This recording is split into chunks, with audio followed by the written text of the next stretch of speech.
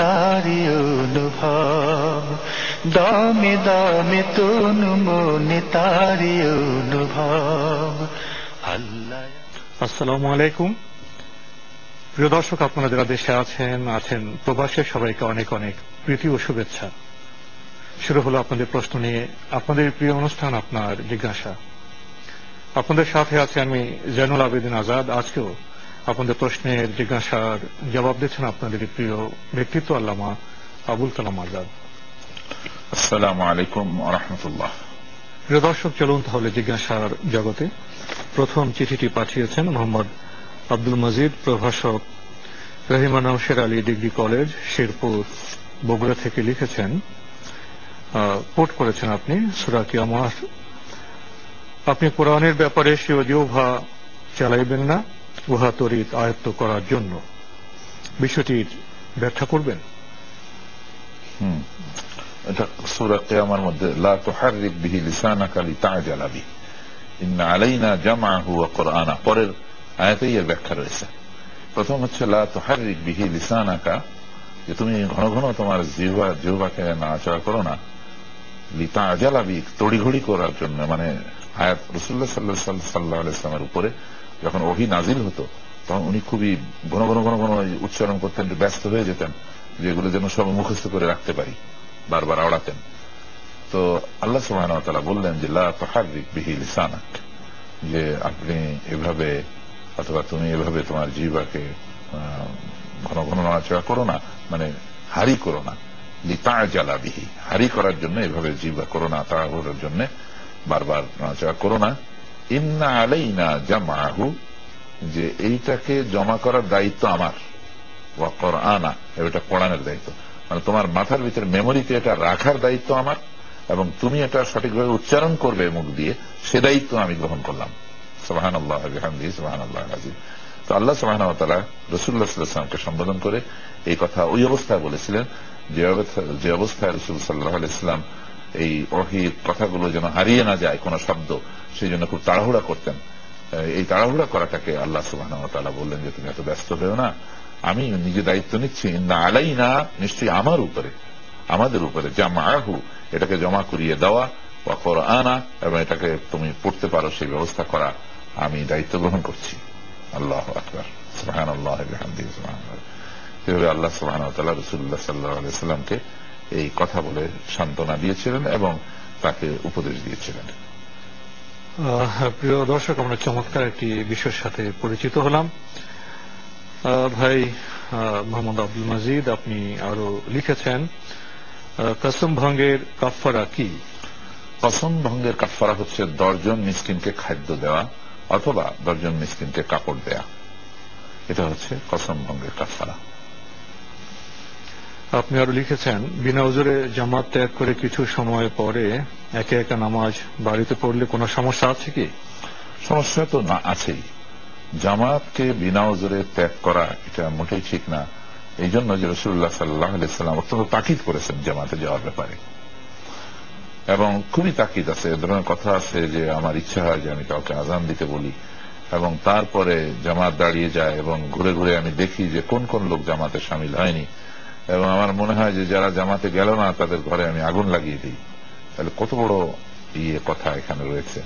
এবং সেটি তিনি করেননি যে তার সন্তান বাড়িতে তো শুধু মহিলারা আছে, তাদের তো জামাতে যাওয়াটা জরুরি না, শিশুরা আছে তাদেরও না, সুতরাং ঘর তো আর জ্বালিয়ে দেওয়া যায়। এটা একটা তাকিদ বোঝানোর জন্য তিনি কথাটি এইভাবে বলেছিলেন। সুতরাং বিনা উজরে জামাত ছেড়ে নামাজ পড়া উচিত নয়।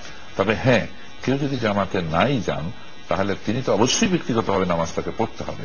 নামাজ পড়লে নামাজ হবে এবং ফরজ তো আদায় করতেই হবে। জামাতের সওয়াব থেকে তিনি বঞ্চিত হয়ে যাবেন।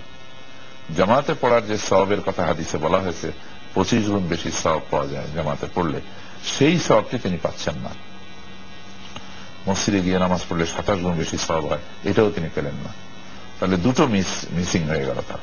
তো সেই জন্য তিনি এই সওয়াব থেকে মাহরুম হবেন, কিন্তু নামাজ হবে। আপনি আরো লিখেছেন, বেনামাজির হাতের পাক করা খাদ্য খাওয়া হারাম, এই কথাটি কি ইসলাম সম্মত?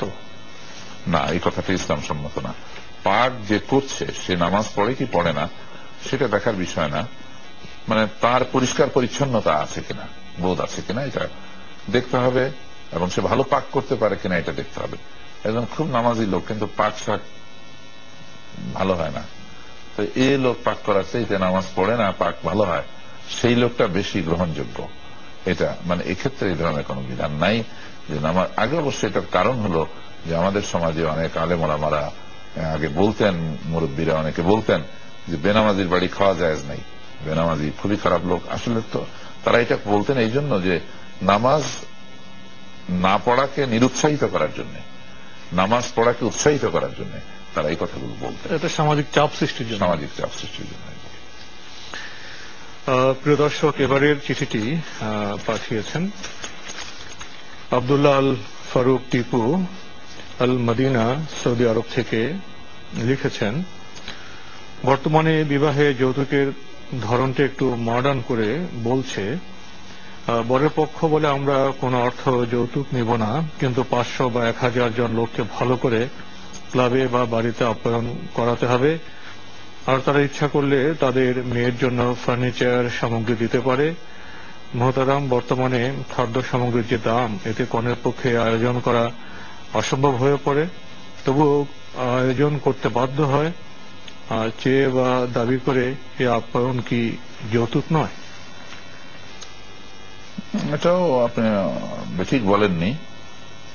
তো যৌতুকের পর্যায়ে পড়ে না, তবে মানুষের কাছ থেকে চাপ দিয়ে খাওয়াটা একটা অন্যায়, এটি একটি অন্যায়ের মধ্যে পড়ে।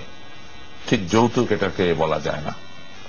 আর এটার অনেক সময় এরকম থাকে যে সামাজিক কারণে অনেক লোকে এটা মনে করে যে আমি অমুকরে রেখে যেতে পারবো না, অমুকরে রেখে যেতে পারবো না, তারা আমাকে সবসময় দাওয়াত দেয়। আমার ছেলের বিয়েতে তাদেরকে দাওয়াত না দিলে এটা খুবই লজ্জার ব্যাপার হবে আমার জন্য।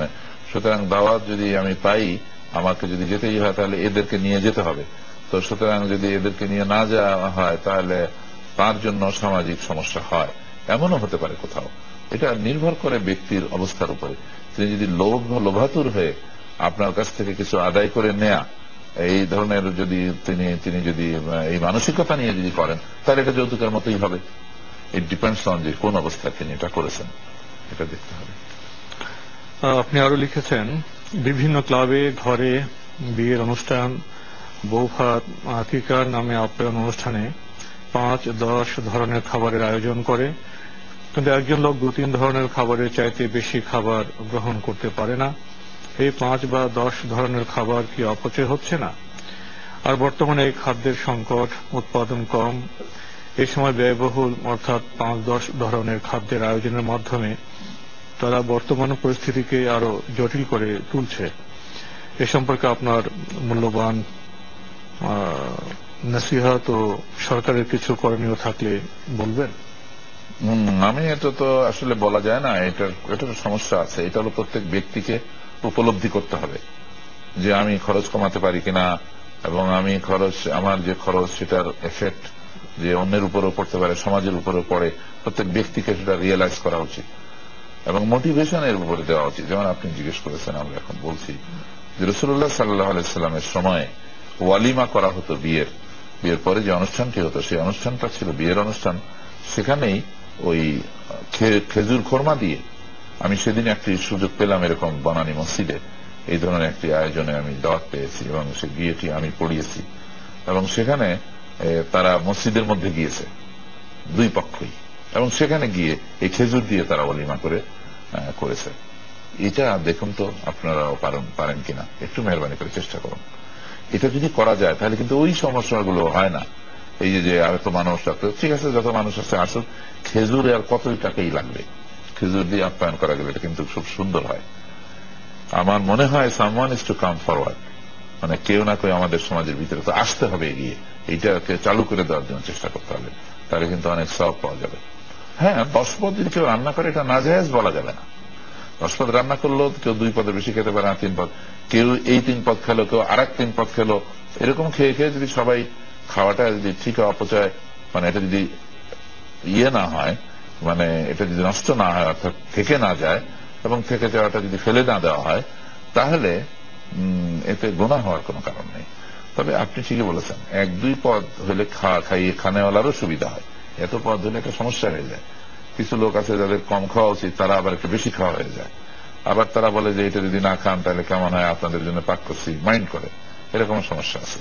আর খানেওয়ালার তো একটু ইচ্ছা ইচ্ছা এমনিও করে, তারপরে সে ওই সমস্ত প্লি গুলোকে সামনে রেখে নিজের চান্স নিয়ে নেয়, খেয়ে ফেলে। তো আমার মনে হয় এগুলো না খাওয়া উচিত। এবার ছোট্ট একটা বিরতি, ফিরছে একটু পরেই, আমাদের সাথে থাকুন।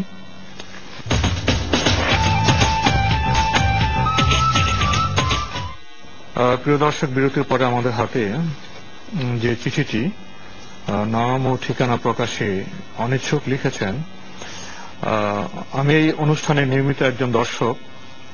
এই অনুষ্ঠানের মাধ্যমে আমি আমার অজানা ভুলগুলো জানতে পেরেছি। আমার প্রশ্ন হলো, আমি আল্লাহর রহমতে 5 ওয়াক্ত নামাজ পড়ি এবং সবাইকে সহিভাবে নামাজ আদায় করতে বলি এবং ঠিকমতো যেন 5 ওয়াক্ত নামাজ পড়ে সেই জন্য তালিম দেই, কিন্তু আমার কথা সবাই গুরুত্ব দিচ্ছে না, বরং হাসির মাধ্যমে শেষ করছে।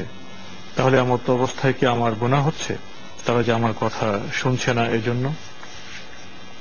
না, গুনাহ হবে কেন? এখন আপনি কিভাবে বলছেন, তারা তো পরিহাস করার কথা। নামাজের কথা বললে তো লোকেরা নামাজ যদি নাও পড়ে তো তারা একটু অপরাধীর মতোই বরং থাকে। তো এখানে আপনার বলার ভিতরে একটু বেশি মুরব্বিয়ানা হয়ে যাচ্ছে কিনা, তারা যেটা মেনে নিতে পারছেন, এমন হতে পারে।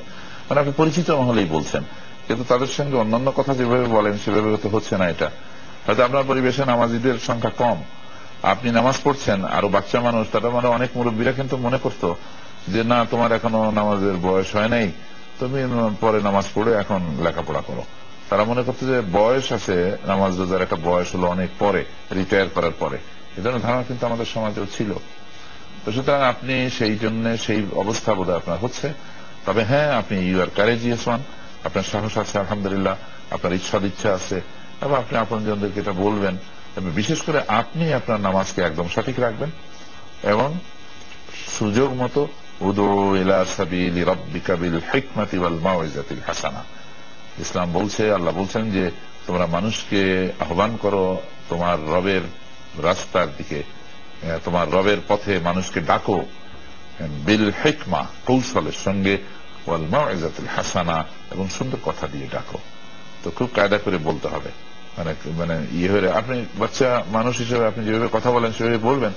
তো কোন সময় হয়তো খুবই দাবি আবদার করে বললেন যে একটা কথা বলবো, তো নামাজ পড়ে তো মা, নামাজ পড়ে তো আব্বা, নামাজ পড়ে তো ভাইয়া, এইভাবে বলো, এভাবে বলতে হবে। যখন একটা চান্স, সুযোগ আপনি পেয়ে যাবেন, আপনার সাথে তাদের সাথে সম্পর্কে যে সূত্র, সেই সূত্র ধরে যখন মানায় তখন বলবেন, যেভাবে মানায় সেভাবে বলবেন। এই বোন আরেকটি প্রশ্ন করেছে, মোটামুটি দীর্ঘ, সেটা সংক্ষেপে বলাই ভালো। বলছেন যে তার পিতার নৈতিক চরিত্র ভালো না, এরপর প্রশ্ন করেছেন যে তার টাকার সবকিছু কি অবৈধ, আর আমার নামাজ কি হচ্ছে? না, প্রথম কথা হলো যে আপনার আব্বার প্রতি আপনি ভালো ধারণা রাখুন, আপনি ভালো ধারণা রাখুন, আপনি ভালো ধারণা রাখুন। সন্দেহ তো করবেনই না। প্রকাশ্যে যদি আপনার সামনে কিছু থেকে থাকে সেটা তো আপনি ঘৃণা করবেন ওই কাজটিকে, সেটা বলছেন। হ্যাঁ, সেটা আপনি ঘৃণা করবেন, but you must respect your father. এরপরেও আপনি আপনার বাপকে বাপ হওয়ার কারণে যে সম্মান পাওয়া তা আপনি দেবেন। আর তাহলে আপনার হতে পারে বাপের সংশোধনের জন্য এটা কাজ করবে এক সময়। তার আমল তার, আপনি কি জিজ্ঞাসিত হবেন না সেজন্য। সুতরাং আপনার আমল নামাটা ভালো রাখার জন্য আপনি বাপকে অশ্রদ্ধা করেননি, এইরকমের একটা আমল নামা নিয়ে আপনি আল্লাহর কাছে যাবেন। আর তার টাকা কি সবকিছু অবৈধ, আর আমার নামাজ কি হচ্ছে? তার টাকা যদি বৈধ নাও হয় তবুও আপনার জন্য কিন্তু ওই খাদ্যখানা হালাল, আপনার আব্বার জন্য এটা হারাম হচ্ছে। যেহেতু তিনি আর্ন করেন, হারাম পন্থা যদি কেউ উপার্জন করে তাহলে তার জন্য সেটা হারাম। কিন্তু সে যদি অন্য কাউকে আপ্যায়ন করে তাহলে যারা আপ্যায়িত হচ্ছে তারা কিন্তু হারাম খাচ্ছে না। বিশেষ করে তার ডিপেন্ডেন্ট যাদেরকে কামাই রোজগার করে খাওয়ানো তার দায়িত্ব, এদেরকে সে খাওয়াবে। এরা যে খাচ্ছে এরা কিন্তু কেউ দায়ী হবে না, এদের জন্য এই খাবারটি হারাম না। এবং তিনি অসৎ পন্থা উপার্জন করলে সেই বিষয়টি তার সঙ্গেই ফয়সালা হবে আল্লাহর সঙ্গে। তিনি সেজন্য অপরাধী হিসেবে সাব্যস্ত হবেন এবং তাকেই জিজ্ঞাসা করা হবে সেই কথা। পরিবারের অন্য লোকেরা এর জন্য দায়ী হবেন না। তার নামাজ হচ্ছে কিনা? এবং হ্যাঁ, নামাজ হচ্ছে, মানে আপনি শুনেছেন হারাম খাদ্য খেলে নামাজ হয় না, কিন্তু আপনি যেহেতু হারাম খাচ্ছেনই না, আপনার জন্য এটা ঠিক আছে। সুতরাং আপনার নামাজ না হওয়ার কোনো কারণ নাই। এই কারণে নামাজ হবে না তা না। প্রিয় দর্শক, এবারে চিঠিটি পাঠিয়েছেন সৈয়দ মোহাম্মদ আব্দুল্লাহ শিবলি, পশ্চিম আগারগাঁও, ঢাকা থেকে লিখেছেন, মেরাজ সম্পর্কিত একটি ইমেল পেয়েছিলাম, সেটি পড়ে আমার মনে কিছু প্রশ্ন উদয় হয়েছে। একটি হল, হযরত মুহাম্মদ মুস্তাফা সাল্লাল্লাহু আলাইহি ওয়াসাল্লাম ঊর্ধ্বাকাশে রওনার আগে ও ঊর্ধ্বাকাশ হতে ফিরে এসে বাইতুল মুকাদ্দাসে অর্থাৎ পৃথিবীর বুকে তিনি নামাজের সমস্ত নবী গণের ইমামতি করেছিলেন। আমার মনে যে প্রশ্নটি উদয় হয়েছে সেটি হল, হুজুর পাক সাল্লাল্লাহু আলাইহি ওয়াসাল্লামের পৃথিবীতে আগমনের বহু আগে নবীগণ পৃথিবী থেকে বিদায় নিয়েছেন। একজন মৃত মানুষের পক্ষে কি পৃথিবীতে পুনরাগমন করে একজন জীবন্ত মানুষের সাথে নামাজ পড়া সম্ভব? যদি সম্ভব না হয়ে থাকে তাহলে আমি যেটি পড়েছি সেটি নিশ্চয় সঠিক নয় কি? না, আসলে এটা হলো, তিনি যখন এই সফরে যাওয়ার সময় তাকে প্রথমে এসে তিনি বাইতুল মুকাদ্দাসে নামাজ পড়েন এবং সেখানে নবীরা তার পিছনে ইক্তেদা করেছে বলেও বর্ণনা আছে। এবং এটি সম্ভব। আপনি এ নিয়ে এত মাথা আপনার ঘামিয়ে খুব কষ্ট পাবেন না, কারণ আল্লাহ সুবহানাহু ওয়া তাআলা তো করতে পারেন। আর নবীরা দুনিয়া মরে যাওয়া মানে কিন্তু মানুষ শেষ হয়ে যাওয়া না, এখান থেকে অন্য জায়গায় যাওয়া, ইন্তেকাল বলে একে, ট্রান্সফার হয়ে, সবাই তো এইভাবে ট্রান্সফার হয়ে গিয়েছেন। নবীরা তো মাসুম বেগুনাহ ছিলেন, তাদেরকে আল্লাহ সুবহানাহু ওয়া তাআলা এইভাবে তার ক্ষমতার দ্বারা এইভাবে হাজির করতে পারেন, সেখানে আনতে পারেন। এই বিষয়টি হলো একদম সুপার ন্যাচারাল, এটা একটা মওজেজা, কিন্তু স্বাভাবিক ঘটনার মতো না, এটা একটু অস্বাভাবিকতা এর ভিতরে রয়েছে। নাহলে তো এটা মওজেজা হয়ই না, তাহলে মওজেজা হবে কি করে? সুতরাং এ নিয়ে আপনার অবিশ্বাস করার কোনো প্রয়োজন নেই। প্রিয় দর্শক, এবার আমাদের হাতে একটি ইমেল, এটি পাঠিয়েছেন নাজিয়া সেলিম, লিখেছেন, I am living in Toronto, Canada, and I watch your program on a regular basis and I learned a lot. Thank you for providing a wonderful show. I will appreciate if you could provide answers to the following questions. Number one, is Jalisa part of Islam or is it an innovation? This is an innovation. You are right.